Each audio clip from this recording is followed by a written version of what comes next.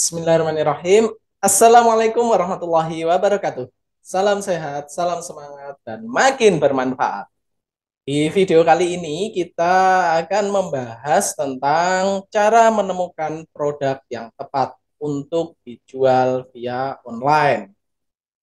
Nah, ini cocok sekali ya untuk Anda atau untuk kalian yang belum memiliki produk baik barang maupun jasa untuk dijual lewat online. Nah, eh, langkah pertama yang perlu kita lakukan ya, jika masih belum memiliki ide untuk mulai eh, mencari produk, barang maupun jasa yang dipasarkan lewat online adalah datangi tempat berikut ya. Ada 6 macam tempat. Yang pertama adalah pasar mahal dan pasar murah. Pasar mahal contohnya mall, eh, atau di pasar modern. Kalau pasar murah, contohnya adalah pasar tradisional yang ada di mana-mana. Silakan datangi kedua macam tempat tersebut dan perhatikan di sana dalam kurun waktu tertentu, perhatikan secara detail orang yang datang, mereka membutuhkan apa, baik itu jasa maupun barang. Kemudian di pasar modern atau di mall, nah, dua macam tempat tersebut bisa mendatangkan banyak sekali ide untuk memilih produk apa yang akan kita jual lewat online. Kemudian yang kedua adalah rumah sakit mahal dan rumah sakit murah. Jadi kalau rumah sakit mahal biasanya rumah sakit swasta ya, rumah sakit eksklusif atau rumah sakit modern, rumah sakit swasta yang biasanya memiliki segmentasi pasar menengah ke atas.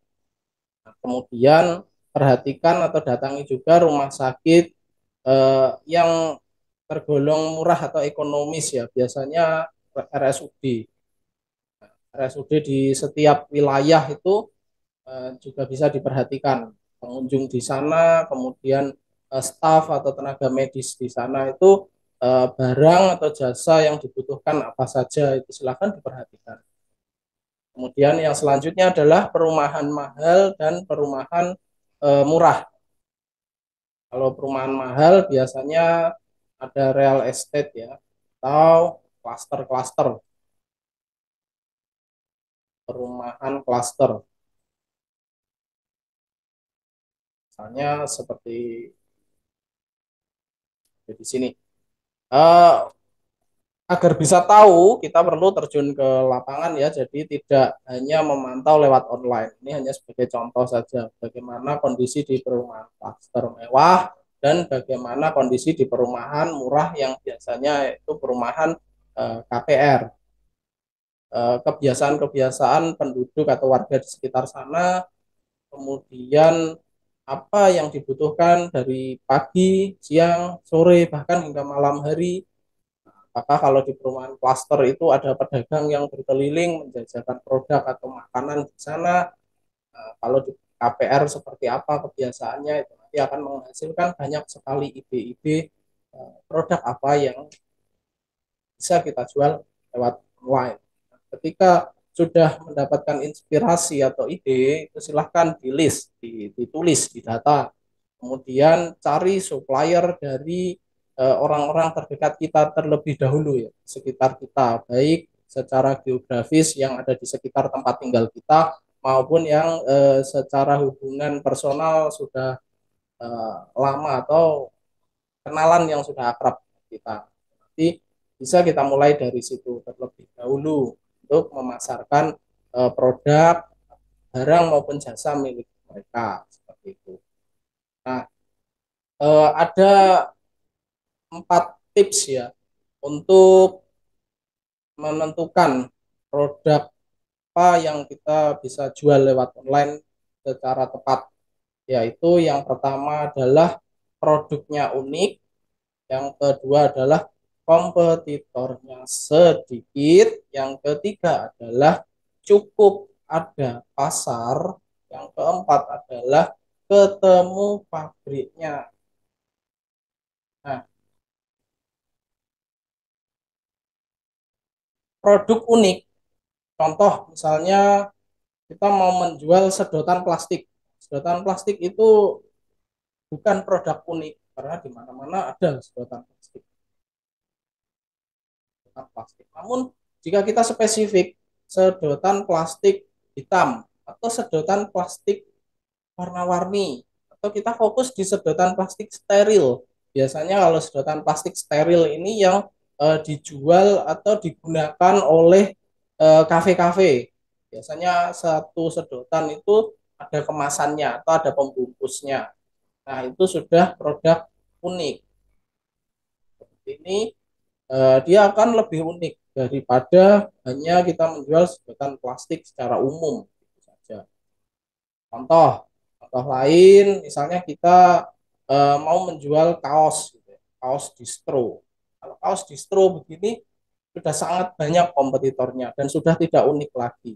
Agar unik, kita bisa spesifikkan produk kita. Contoh, misalnya dispesifikkan kaos untuk pecinta sepeda motor. Nah, atau lebih spesifik lagi juga bisa kaos motor, misalnya Scoopy. Ini jauh lebih spesifik sehingga menjadi sebuah produk yang unik daripada kita hanya menjual kaos distro secara umum. Konsumen juga akan lebih mudah menemukan produk kita dan lebih mudah untuk mengingat merek dari bisnis yang kita pasarkan. Seperti itu.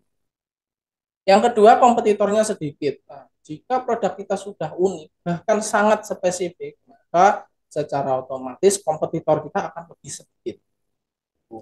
Yang ketiga adalah cukup ada pasar. Maksud dari cukup ada pasar di dunia online adalah ketika produk kita itu di riset di mesin pencari, misalnya kaos untuk kaos motor, di sini muncul berbagai macam sugesti ya. Misalnya ini kaos motor Beat. Ketika muncul di hasil Google Suggest seperti ini namanya Google Suggest ya, data yang disarankan oleh Google. Artinya sudah ribuan orang dari seluruh Indonesia mengetikkan kata kunci ini di mesin pencari Google. Sehingga ketika dia muncul jadi salah satu dari hasil kita riset di mesin pencari ini, maka sudah cukup pasar kita. Sudah ribuan orang yang mengetikkan atau mencari produk itu di mesin pencari. Kemudian yang keempat adalah ketemu pabriknya. Nah, ini juga tidak harus Anda bayangkan pabrik itu yang besar, pabrik itu yang bangunannya besar, bisnisnya sudah besar seperti itu ya.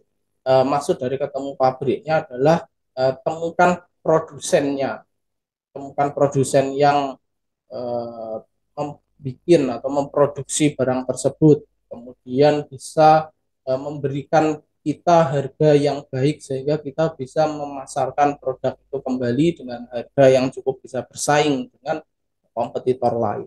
Itu maksud dari ketemu pabriknya. Syukur-syukur jika kita berpartner dengan pabrik yang memang sudah cukup besar dan pabrik tersebut tidak memiliki merek secara spesifik sehingga kita bisa melakukan repackaging atau kita bisa membuat brand dengan nama brand kita sendiri seperti itu ya.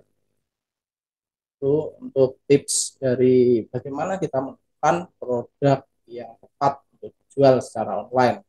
Itu yang pertama adalah datangi pasar mahal dan pasar murah. Dan yang kedua adalah rumah sakit mahal dan rumah sakit murah. Yang ketiga adalah perumahan mahal dan perumahan murah. Kemudian eh, carilah keunikan dari produk tersebut. Produknya unik, kompetitornya sedikit, cukup ada pasar dan ketemu pabrik atau produsennya. Sekian untuk materi di video kali ini, semoga bermanfaat. Terima kasih. Assalamualaikum warahmatullahi wabarakatuh.